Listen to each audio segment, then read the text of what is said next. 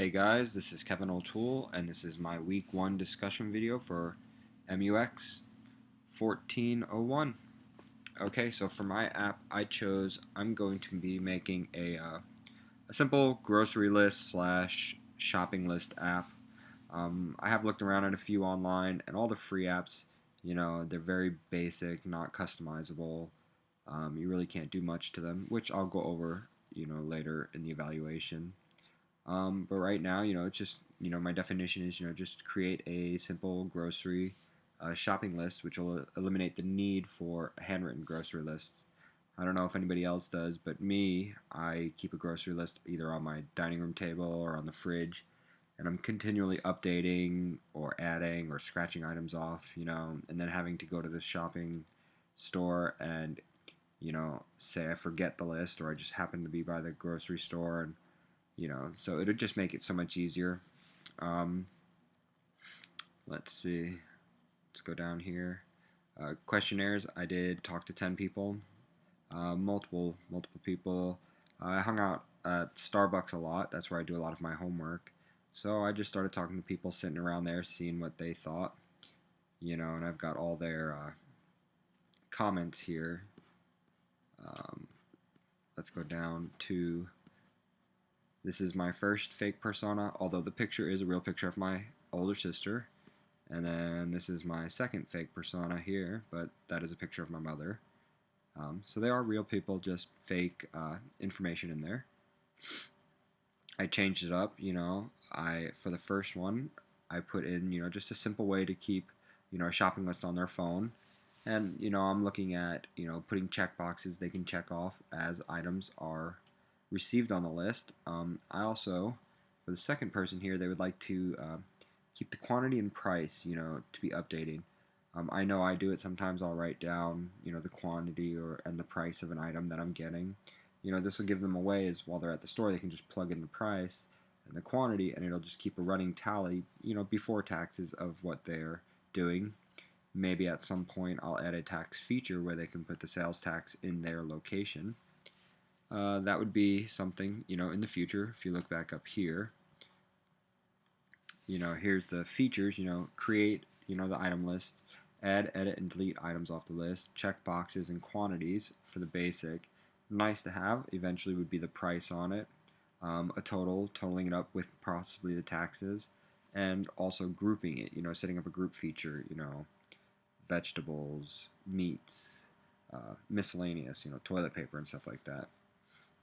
So we'll come down here to the comparative where I compared two apps and I found two free shopping list apps. That's what I was looking for.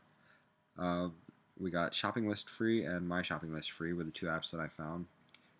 And comparing them, the visibility of the app does. Neither of these apps had loading screens. They just opened up straight to the app. There is indications on both apps, what to do. On the first app, it does show little arrows with a message, click here to type in your own information or click here to add off a list that they have pre-populated in there.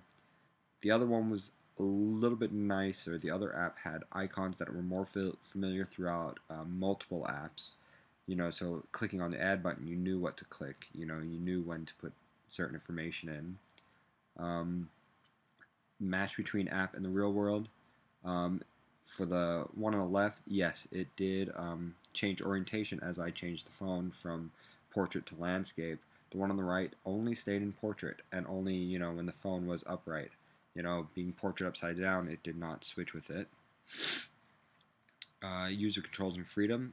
The one on the left, it does not offer any back buttons, cancel buttons, or anything like that. It just has a simple done button. When you're done adding an item to the list, you just hit done. If you don't want to add anything, you just hit done, and it'll take you back to that.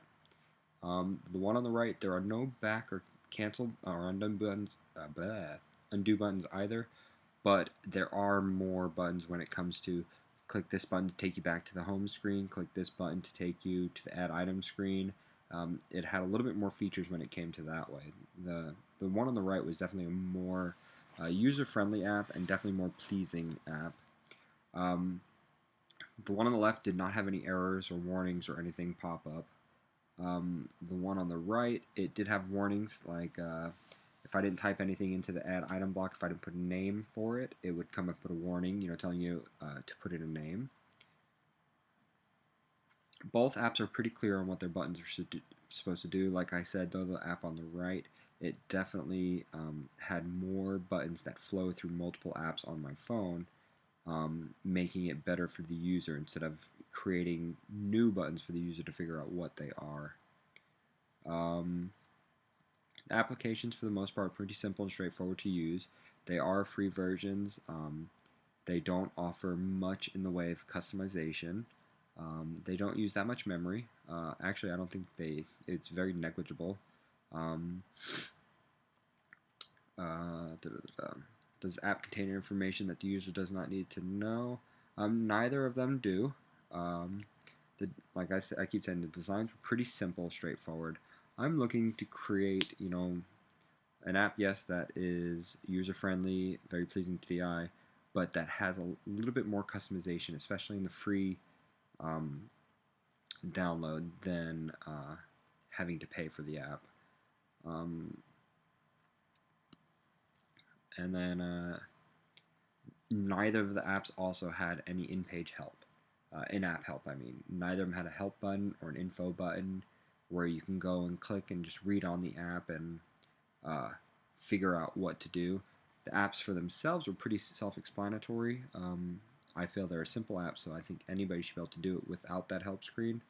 But having that help screen would probably make the app a little bit better, more, just that much more. So that's what I plan on doing. And we are not down to the using testing plan yet.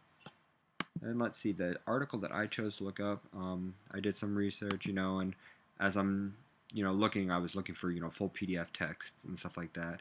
It's this here, it's a summary brief on mobile loyalty orientations among Generation Y, a conceptual model of the impact of mobile application attributes and user behavior.